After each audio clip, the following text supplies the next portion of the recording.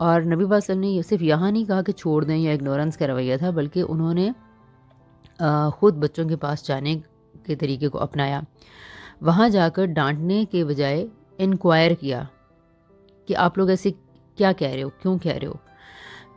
تو انہوں نے بچوں کا بھی آپ رسپانس دیکھیں کہ انہوں نے یہ بات کنوے کی ہے کہ ہم ایمان کے خلاف ہو کر یہ بات نہیں کہہ رہے ہیں، ایمان کے منافی ہو کے، یا ہمارا مقصد نیگیشن آف پروفٹ نہیں تھا یا اس طرح کا نہیں تھا مقصد ہمارا، ہم تو بس مذاق میں یہ کھیل رہے ہیں. دے کنویڈ دیئر پوائنٹ. آپ یہ دیکھیں کہ بچہ یہ بات کب کہہ پاتا ہے. بچے عموماً بڑوں کو دیکھ کے بھاگ جاتے ہیں، لیکن نبی صلی اللہ علیہ وسلم کی شخصیت میں ایسا کیا اطمینان، ٹھہراؤ، پیار ہوگا کہ جس کی وجہ سے بچے نہ صرف وہاں پر ٹھہرے رہے بلکہ دے کنویڈ دیئر فیلنگس. انہوں نے بتایا کہ ڈس بلیف اور ڈس رسپیکٹ یہاں پر نہیں ہے مسئلہ، وی آر جسٹ پلےئنگ.